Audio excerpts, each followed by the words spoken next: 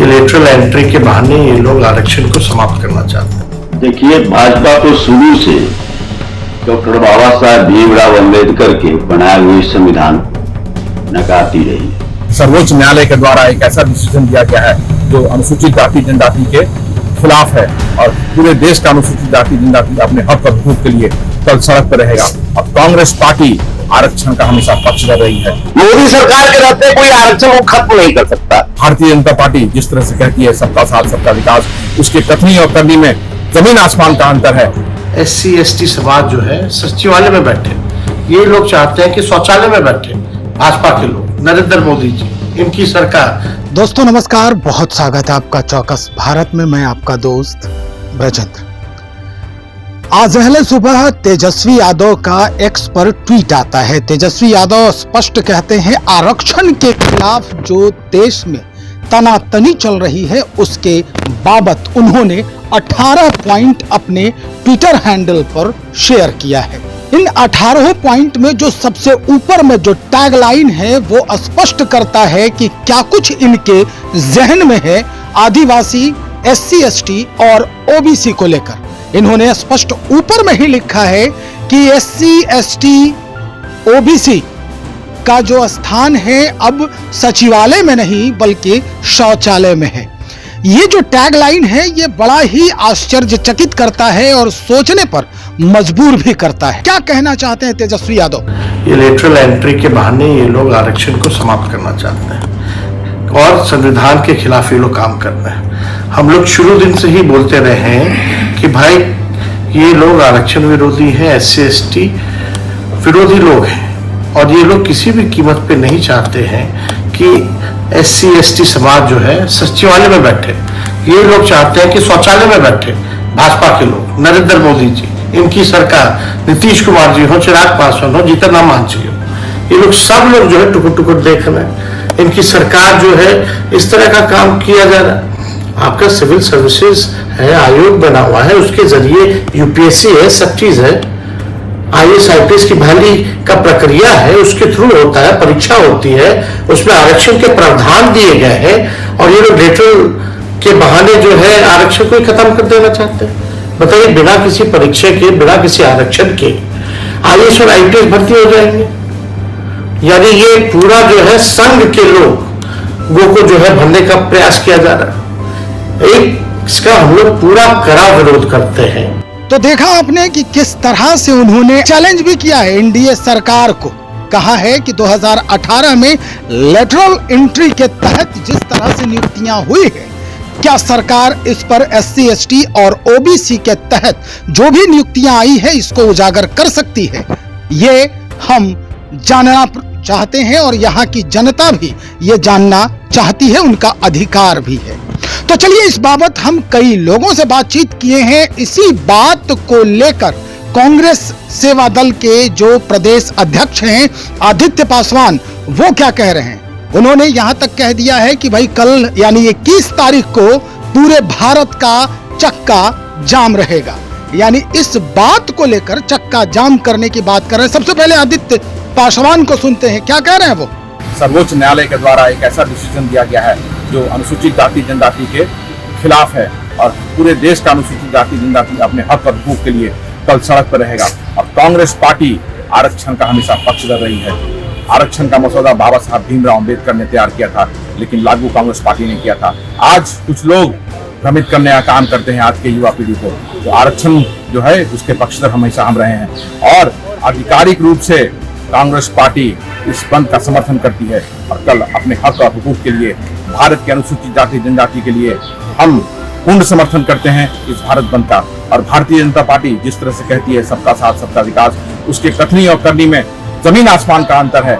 इसका ताजा उदाहरण हम लेटरल एंट्री में ज्वाइंट सेक्रेटरी और डायरेक्टर के अपॉइंटमेंट को देख सकते हैं कि किस तरह से अपने मन माफिक लोगों का वो अपॉइंटमेंट करने के लिए इस विज्ञप्ति को लाई है, इस विज्ञापन को लाई है, जिसमें आरक्षण का अधिकार बिल्कुल भी नहीं दिया गया है। सुना आपने भाई, आदित्य पासवान ने चक्का जाम करने की बात कह दी, यानी 21 तारीख को पूरा भारत बंद रहेगा। दूसरी बात, अब सीधा हम भारतीय जनता पार्टी के प्रखर प्रवक्ता प्रभाकर मिश्र को सुनते हैं।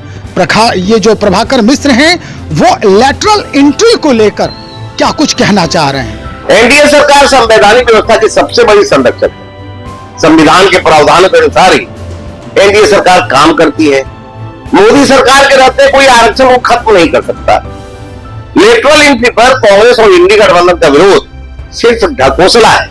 2005 में कांग्रेस नेता वीरप्पा मोइली की अध्यक्षता में स्थापित दूसरे प्रशासनिक सुधार आयोग ने लेटरल एंट्री का जोरदार समर्थन किया था। यूपीए के शासनकाल में प्रशासनिक सुधार आयोग ने विशेष ज्ञान की आवश्यकता वाले पदों में रिक्तियों को भरने के लिए विशेषज्ञों की भर्ती की सिफारिश की थी। अब कांग्रेस और उनके सहयोगी दल इसका विरोध कर रहे हैं। असल में इनका नियत ठीक नहीं है। ये सिर्फ झूठ बोलकर जनता को गुमराह करने की कोशिश करते हैं। स्पष्ट हो गया होगा कि भाई जिस तरह से प्रभाकर मिश्रा ये इस बात को काटने का प्रयास कर रहे हैं जो तेजस्वी यादव ने अपने ट्विटर हैंडल पर रखा है, अब इस बात पर क्या कुछ नया बयान आते हैं। आरजेडी के ही जो प्रवक्ता हैं चितरंजन गगन, उनसे हमारी बातचीत हुई इस मुद्दे को लेकर। क्या कह रहे हैं सुनिए। देखिए, भाजपा तो शुरू से डॉक्टर बाबा साहब भीमराव अंबेडकर के बनाए हुए संविधान को नकारती रही है।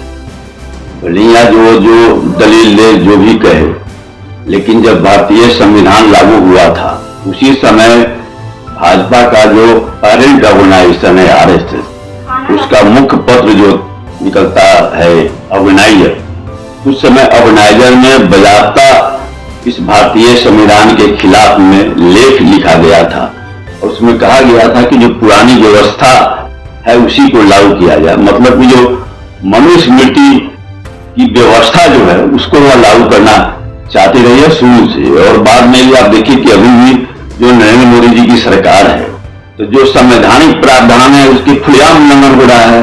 लोकतांत्रिक मर्यादाओं का उल्लंघन हो रहा है, चाहे वह पार्लियामेंट के अंदर हो, पार्लियामेंट के बाहर हो, चाहे जो भी केंद्रीय एजेंसियां जिसमें उसका दुरुपयोग किया जाता है, या सुप्रीम कोर्ट जो निर्देश देती है उसके खिलाफ में अध्यादेश लाकर उसको जो है सो सरपास किया जाता है, तो यह रहा है।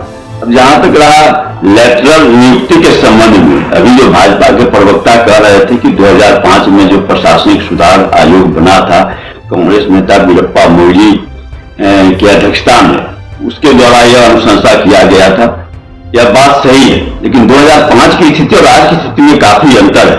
2005 में यूपीएससी के द्वारा जो प्रशासनिक सेवा में जो लोग भी आते थे उस सामान्य तौर पर ग्रेजुएट से ग्रेजुएट होते थे, सामान्य ज्ञान उनके पास में रहता था, कोई स्पेशलाइज सब्जेक्ट की विशेषता उनके पास नहीं रहती थी।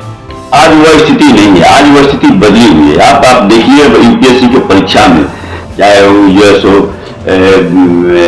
प्रशासनिक सेवा हो या अन्य केंद्रीय सेवाओं में, आप देखिए बड़े पैमाने पर IITian आ रहे हैं, टेक्नोक्रेट आ रहे हैं, मेडिकल आ रहे हैं, MBA किए हुए नौजवान आ रहे हैं। तो अब तो जो प्रशासनिक सेवा में भी जो है सो काफी ऐसे लोग आते हैं जो स्पेशलाइज हैं, किसी विषय में विशेष योग्यता उनको हासिल है, उनका हम कर सकते हैं।